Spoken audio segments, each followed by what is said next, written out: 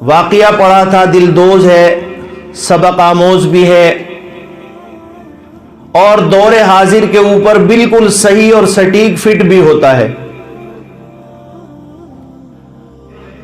ترکی کا ایک پریوار تھا جس کے اندر 3 بچے اور ایک ماں اور ایک باپ بچوں کا، 5 لوگ اس پریوار میں تھے۔ اللہ کا کرنا خوب خوشحال پریوار تھا، پوری فیملی بڑی اچھی طریقے سے زندگی گزر بسر کرتی رہی۔ ہونی کو کون ٹال سکتا ہے؟ اللہ کا کرنا یہ ہوا کہ اس گھر کا بڑا بچوں کا باپ بیمار ہو گیا، اور بیماری لمبے عرصے تک رہی، اور جتنا بھی اثاثہ تھا، مال تھا، دولت تھی، سارا کا سارا بیماری میں لگ گیا۔ چارپائی پر لیٹے لیٹے ایک عرصے تک پڑا رہا، اور اللہ کا کرنا یہ ہوا کہ وہ دنیا سے چل بسا۔ اپنے بعد اس نے چھوڑا ان 3 بچوں کو اور ان بچوں کی ماں کو۔ مرنے کے بعد رواج ہے ہمارے معاشرے میں، اور یہ رواج مرنے پہ ہر جگہ ہوتا ہے کہ فوراً پڑوس سے، سامنے والے رشتہ دار 3 دن کا کھانا بھیجتے ہیں کہ فلاں جگہ موت ہوئی ہے، کھانا پہنچوا دیا جائے۔ اچھی بات ہے، کھانا پہنچتا رہا 3 دن تک۔ 4 دن جب ہو گئے، چوتھا دن جب آیا، آج اس گھر میں کھانا پہنچانے والا، کھانا دینے والا کوئی نہیں آیا۔ ہر آدمی اپنے اپنے کام میں اسی طریقے سے، جس طریقے سے زندگی گزرتی ہے، اپنے اپنے کاموں پر نکل پڑے۔ لیکن پیٹ جب بھوک لگتی ہے تو کہتے ہیں کہ جب بھوکا ہوتا ہے اس کا کوئی مذہب نہیں ہوتا۔ ایک چھوٹا سا معصوم بچہ بار بار گھر سے نکل کر دیکھتا ہے کہ سامنے والے گھر میں دھواں نکل رہا ہے، اور بار بار اپنی ماں سے کہتا ہے کہ ماں، سامنے والے گھر سے دھواں نکل رہا ہے، ہمارے لیے کھانا بن رہا ہے۔ اور بار بار نکلتا ہے اور آ جاتا ہے۔ کچھ دیر کے بعد دھواں نکلنا بند ہوا، بچہ اداس ماں سے کہنے لگا کہ ماں، کھانا تو آیا نہیں۔ اس ماں نے بیچاری نے اپنے گھر میں ٹٹولا، دیکھا بھالی کی، تو کچھ سوکھے ٹکڑے پڑے ہوئے تھے، ان کو پانی میں بھگویا، اپنے بچوں کو کھلایا اور سلا دیا۔ ماں ماں ہوتی ہے، ماں سے اولاد کا غم نہیں دیکھا جاتا۔ رات تو کسی طریقے سے گزر گئی، اگلا دن پھر آیا، وہی اضطرار، وہی پریشانی کا عالم، وہی بھوک۔ ان بچوں نے رونا شروع کر دیا، کبھی ماں کے اس کندھے پر لگتے ہیں، کبھی ماں کے اس کندھے پر لگ کر روتے ہیں۔ ماں بھی مجبور ہے کہ بچوں، میرے پاس تو کچھ موجود نہیں کہ میں کہاں سے لاؤں۔ آخر کار گھر میں کچھ تھوڑا بہت سامان تھا، اس کو بیچا گیا، چند روز کا کھانا اس پیسے سے آیا، اور وہ کھانا ان بچوں کو کھلایا گیا۔ 8-10 دن گزرنے کے بعد ان کا جو بچہ تھا ایک بڑا، اس کی عمر 8 سال کی تھی، وہ اتفاق سے بیمار ہو گیا، اس کو بخار چڑھ گیا، ماں رات کو پٹی کر رہی ہے پانی سے، چھوٹی سی بہن آ کر کہتی ہے اپنی ماں سے کہ ماں یہ بتا کہ میرا بھائی کب مرے گا۔ ماں نے یہ بات سنی، سمجھو کہ جس ماں کو اولاد سے محبت ہوتی ہے، اگر وہ یہ سنے کہ اولاد مر رہی ہے یا مرنے کی بات کی جا رہی ہے تو اس کے دل پہ کیا گزرے گی۔ ماں نے کہا کہ بیٹی تو ایسا کیوں کہہ رہی ہے، کیا وجہ ہے؟ معصوم بچی کہتی ہے کہ اماں جب ابا مرے تھے تو 3 دن کھانا آیا تھا، یہ بھائی جب مرے گا تو پھر 3 دن کھانا آئے گا۔ اللہ اکبر! آج مرے ہوئے کے نام پر ہمارے ہاں دیگیں موجود ہوتی ہیں، لمبے چاول کھانے والے شوقین موجود ہو جاتے ہیں، بوٹیوں کی ڈھیر لگا لگا کر کھاتے ہیں ایصال ثواب کے نام پر، لیکن جیتے جی کسی کو ایک لقمہ دینے کو آج یہ انسان تیار نہیں ہے۔ جبکہ ہونا تو یہ چاہیے تھا کہ جیتے جی انسان کی حال پرسی کرتے، بھوکوں کو کھانا کھلایا جاتا۔ آج تو یہ حال ہو چکا ہے کہ اگر کسی کا انتقال ہو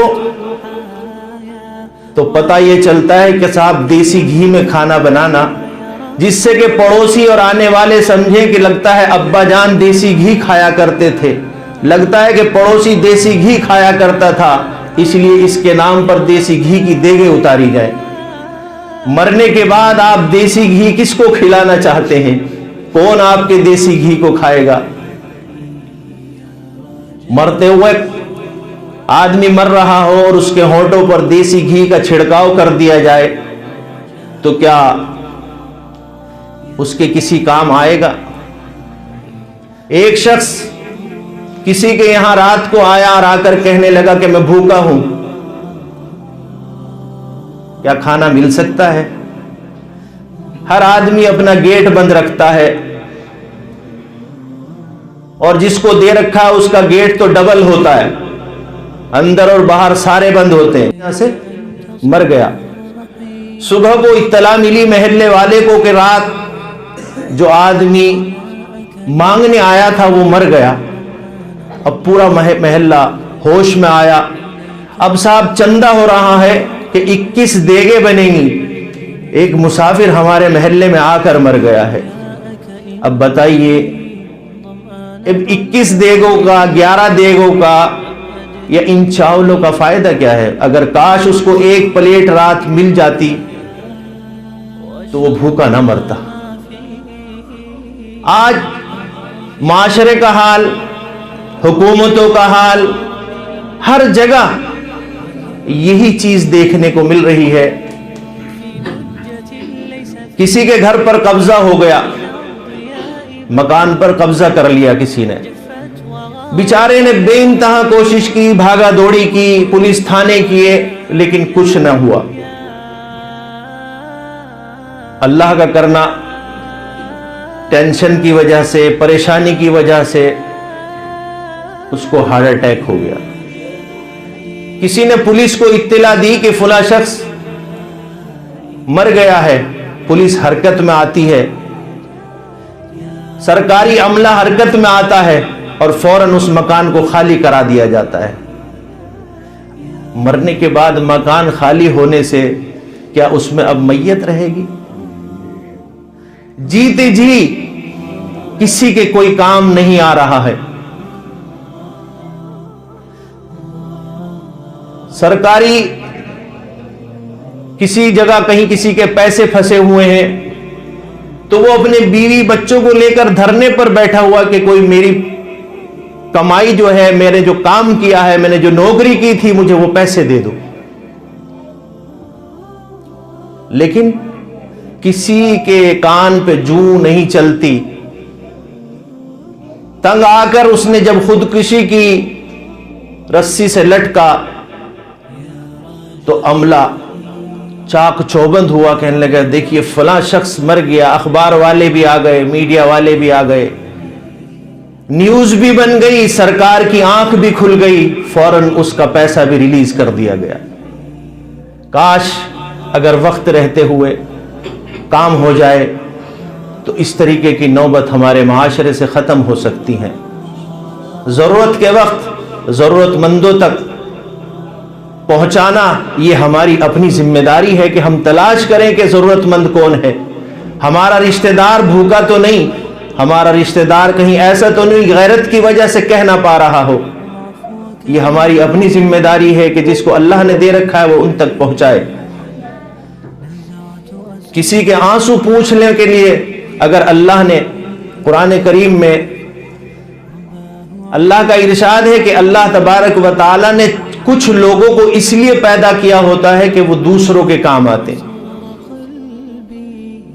کچھ لوگ وہ ہیں جو دوسروں کے کام آتے ہیں، اور کچھ وہ ہیں جو صرف جانوروں والی زندگی گزارنے کے لیے دنیا میں آتے ہیں۔ جیسے جانور کسی کی خیر خبر نہیں رکھ سکتا، یہ خصلت آج انسانوں کے اندر بڑھتی جا رہی ہے۔ نیکی کی طرف آدمی کیوں نہیں آ رہا ہے؟ کیونکہ اس نے یہ سارے جذبات اپنے دل سے نکال کر پرے کر دیے۔ مسکین اور غریبوں کے سر پہ ہاتھ رکھتا، وہ دعا دیتا، اللہ تیرے سے محبت کرتا، اور تجھے توفیق ہوتی مسجد میں آنے کی، تجھے توفیق ہوتی قرآن کی چھوٹی چھوٹی باتوں پر عمل کرنے کی۔ سارے راستے ہم نے خود بند کر لیے ہیں، اور پھر چاروں طرف سکون ختم۔ سکون بازار میں ڈھونڈ رہے ہیں، حکیموں کے یہاں ڈھونڈ رہے ہیں، ڈاکٹروں کے یہاں ڈھونڈ رہے ہیں۔ اللہ کی قسم ہمارے لیے سکون قرآن کریم کے اندر اللہ نے رکھا ہے۔ ہم ایک چھوٹی سی آیت کہتے ہیں کہ چھوٹی سی آیت ہے، لیکن پوری انسانیت کے لیے کافی ہے۔ میٹر کے اعتبار سے، وزن کے اعتبار سے ہم چھوٹی بڑی کر لیتے ہیں قرآن کی آیت کو کہ ہم نے چھوٹی سی آیت پڑھی ہے، لیکن اگر ایک آیت پر انسان عمل کرے تو اس کا چلن، اس کا رہن سارا کا سارا بالکل الگ دکھائی دے گا، کیونکہ وہ زندگی اس کی قرآن والی زندگی ہوگی۔ تو میرے عزیز دوستو، ساتھیو، جہاں تک ہو سکے غریبوں کی مدد کریں، بلکہ اب تو مدد نہیں بلکہ لوگوں سے چھیننے والا جو مسئلہ ہے نا، یہ ناب میں اتنا خراب ہو چلا ہے، اس کا حصہ تو نہیں دینا ہے بلکہ اس کا نوالا چھیننا ہے۔ ایسے شخص کے لیے بربادی کا حکم ہے اللہ کی طرف سے کہ تباہ اور برباد ہو جائے وہ شخص جو کسی کو محنتانہ نہ دیتا ہو، جو کسی کو کام کرانے کے بعد اس کی مزدوری نہ دیتا ہو۔ ایسا شخص دونوں جہاں میں برباد ہونے والا ہے، دونوں جہاں میں برباد ہونے والا ہے۔ اللہ تبارک و تعالی میری اور آپ کی ایسے اعمال سے حفاظت فرمائے جس سے اللہ ناراض ہوتا ہو۔